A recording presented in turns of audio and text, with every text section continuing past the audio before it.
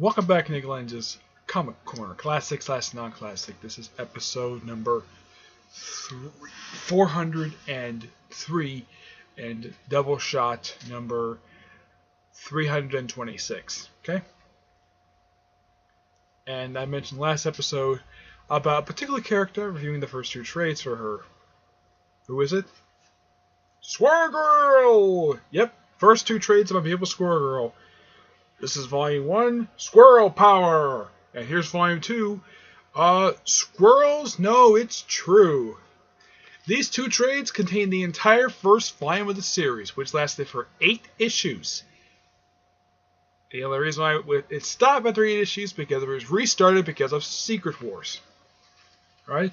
Now, this trade not only collects the first 4 issues of the series, but also Squirrel Girl's first ever appearance from Marvel Superheroes Volume number 8. Let's talk about that first before I talk about the actual issues themselves. Now, the issue itself is written by, if I can find it here, the issue itself is actually written by Will Murray, which is actually one of his early works, as far as I can tell. Yeah, it's one of his early works, and yeah, it's one of his first works he ever did.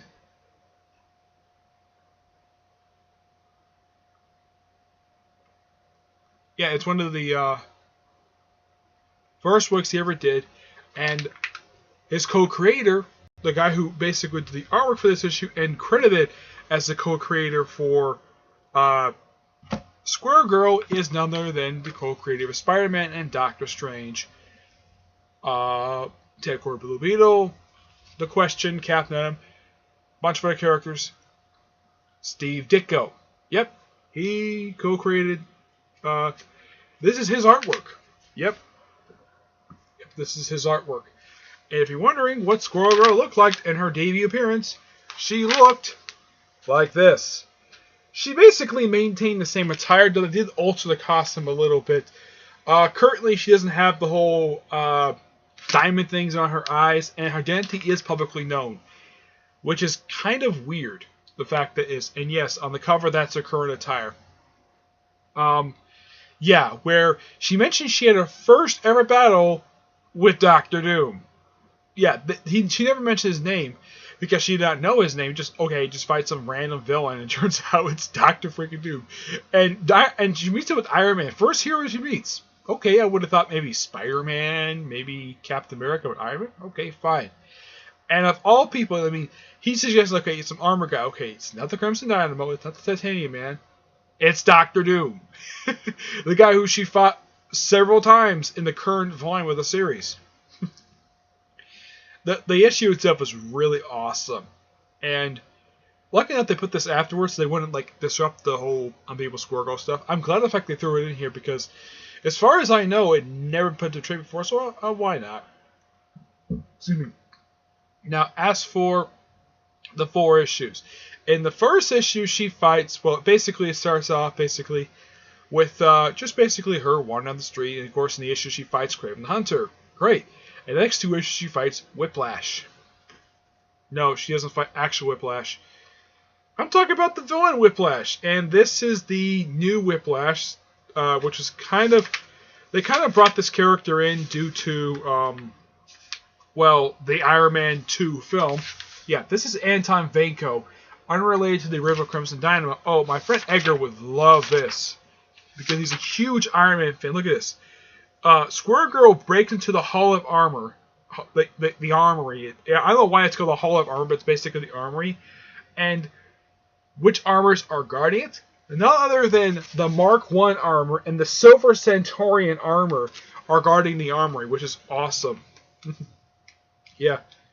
And of course she finds a armor that happens to be her right size. Of course in issue 3 she fights Whiplash. And then in issue 4 she basically meets Galactus. That's the whole point of issues 2 and 3. Just set up her encounter with Galactus. This is just pure fun. I like the fact that Ryan North, who's the writer of this book, with Erica Henderson, I'm glad the fact they kept the same tone as the original debut story, which is good because they threw that in here because why not? And this is just really good. Not much else to say, just that it has really good artwork and good writing by Ryan North. I give this a 9 out of 10. Oops. That's the first time it's actually happened when I do this. Alright, for Volume 2, this one contains issues 5 through 8. It's the same creative team. As a matter of fact, the creative team has never changed. With material from JLX Xmas Special number 1, The Thing number 8, Volume 2 number 8, and Age of Heroes number 3. I should point out, though, that The Thing Volume 2 number 8 only contains the first 8 pages. No, seriously, the first 8 pages. Now, while Ryan North and Erica Henderson are the ones who basically are the creative team of the book, the short stories that are in here that comes after the initial 8 issues are all written by Dan Slott. The Xmas Special, The Thing, and of course Age of Heroes, all written by Dan Slott, but all of them have different artists on them. Matt Haley does the Xmas Special. Karen Dwyer does The Thing issue, which is actually the last issue of that second volume, which basically is only like the first 8 pages. And Ty Templeton does Age of Heroes story, which, by the way, is only 1 page. Because here's kind of the weird thing prior to Squirrel Girl become a big thing now. After her debut appearance, she didn't return to the game for 12 years, with the exception of a one-off reference. But yeah, 12 years, and she shows up, and the core shows up with the Grit Like Avengers pop up now and again. And then eventually she gets Bendis adds her as part of the New Avengers for pretty much for about 28 issues of his 34-issue second volume that he did. And then eventually she still hangs out with as far as I can tell, she doesn't do very much after that. Let me take a look here. After she, let's see. Yeah, after the team disbands, she doesn't really do it. She's basically disappears for about a few years, and now she's got this book. And of course, she was appearing in New Avengers. Now she's appearing in U.S. Avengers, which is a continuation of that book. This book, she just continuing fighting various characters. I mean, they introduced a few new characters. One of whom was basically Chipmunk Hunk, who I forgot to mention. He made a cameo in the final issue of New Avengers Volume 4, making his first and only appearance outside this book with Bo and Girl Squirrel. Yeah, it's really weird. Yeah, during the course of these 4 issues, you kind of get like the first story is like an imaginary story, but the one thing that kind of bugs me about this story, okay, now they're inside the head of the Statue of Liberty, okay. Last time I checked, okay, this book came out in 2015, early 2015, which means that this head is supposed to be the home of Captain Marvel. As for where she currently is, I think she still has her home here, her apartment here. I have no idea. It's just a possibility, just a theory. But where's Carol Danvers' stuff? Did she move out of the head? As far as I know, no, she never did. I don't even know why that Squirrel Girl and her friends had to go up to the Statue of Liberty's head when it's supposed to be because in real life, the Statue of Liberty's head has been closed off for years, thanks to in part to 9/11. Yeah, for security reasons, they closed off the head and no one's allowed to go up there. I even heard at one point people used to go up to the torch, though over the years they've since closed off a lot of the Statue of Liberty, and I've heard nowadays people can look as far as the beat. That is really it. I'm like, really? That's as far as people can go? Yeah, I've heard it's for in story and probably in real life it's for security reasons why people can't go to the head. I think the actual reason is because it's an old thing. It's an old statue. Excuse me. Which has been in New York City since 1886. Which was originally built to be a celebration. It was supposed to be built for the centennial, but as far as I've heard for it, it wasn't really completed and wasn't completed until 1886. And then when Reagan was president before he left office, he celebrated the anniversary of the thing in 1986. But yeah, you got partially blame 9/11 for people not going up all the way up into the Statue of Liberty anymore. I personally have never visited the Statue of Liberty in real life. I've seen it from distance. I've never actually been to the Statue of Liberty because I've heard it takes a day trip to get out there. Now seriously, it takes like a day trip.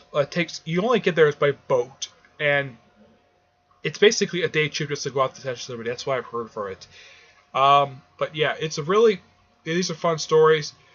We also see appearances by the Avengers and, of course, the 2 Thors. Plus, also, Loki shows up in here for some reason. I have no idea why. Let's see. Who else shows up in here? Let's see. Let's see.